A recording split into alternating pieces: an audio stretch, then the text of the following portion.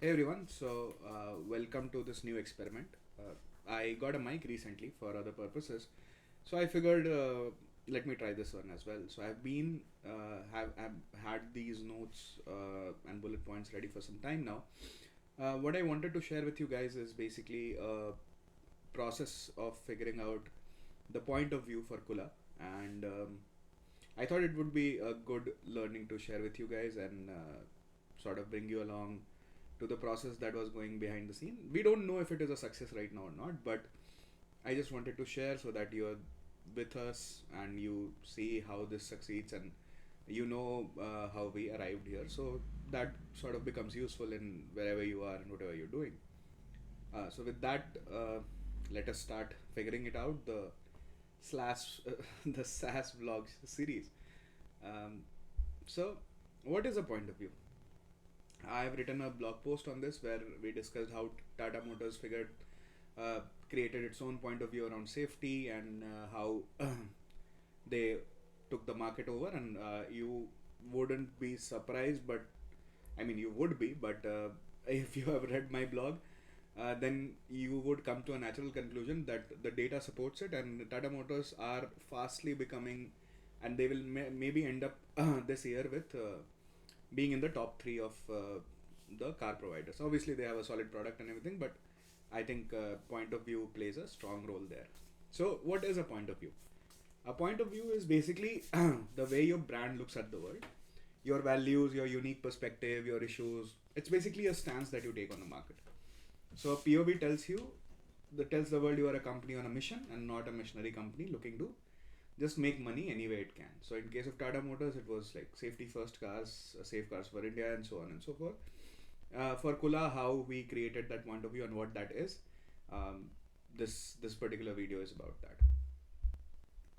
So how do you form a point of view? Now these are the steps that is collated from a couple of good blogs that I wrote and majorly borrowed from the book Play Bigger.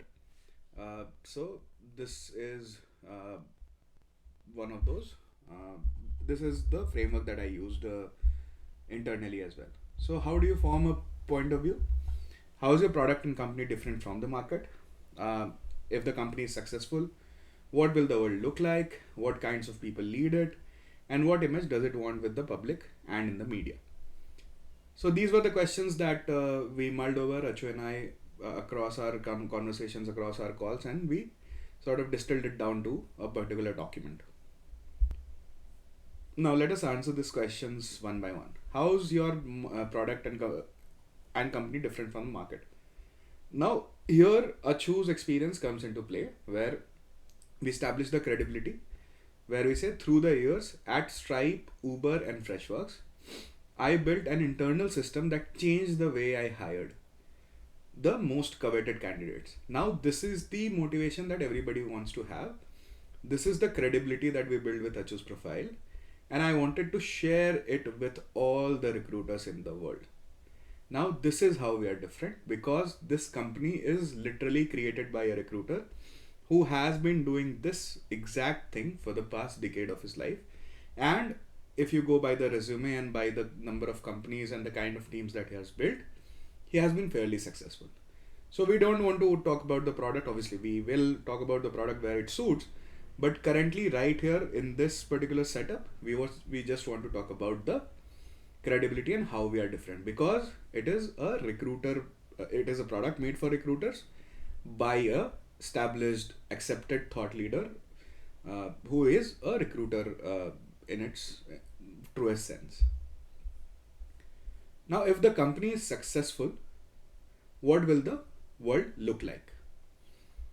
Now so you read this. This is what this questions.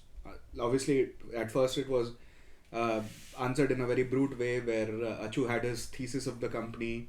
Then we sort of reiterated on it. We worded it better and more catchier, and so on. And this is what we came out with. We have made those 3 dozen trackers and failed at maintaining them. We have felt the drain what stakeholder management is. We have clenched our fists when a candidate slips through at the very last stage. So these are the real pains that every recruiter goes through, and this did not come from me or from anybody else. This exactly came from one Achu and the customer interviews that we have done through our customer research process for the product and for the messaging to get it right. We have been there right from the intake meetings to closing a position. We have lived the chaos and we want to end it. Now, this is a very clear point of view that we wanted to create, and this is what we did uh, with the uh, with the notes that we had from our customer research, and this is the promised land sort of where we want to be. You can also find the promised land on Kula.ai's homepage in the second or third fold, where there's a messaging about before and after Kula. So after Kula, in one sentence, is the promised land that we want to create for the recruiters.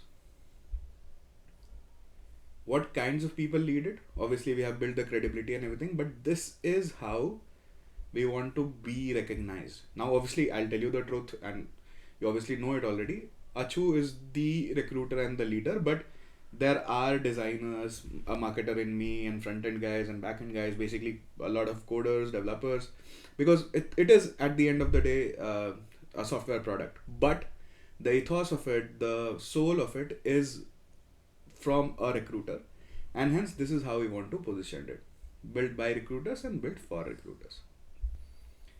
And finally, what image does it want with the public and in the media? Now, this is a line that Achu keeps on repeating, and even when he went on the Forbes podcast, this is what he said, that we are hiring in the 2020s with the tools of 1990s.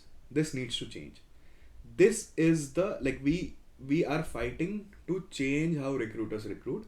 We are fighting to bring the most cutting edge tech in the hands of the recruiter, and we are just not happy with the outdated software that there is for recruiters to function in this cutthroat market that there is.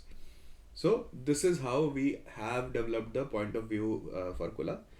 There are two places where you can find this. The entire of these slides are built from the story page of Kula in two parts, where the first one is the first one is just a manifesto statement, and the second part is a letter by Achu.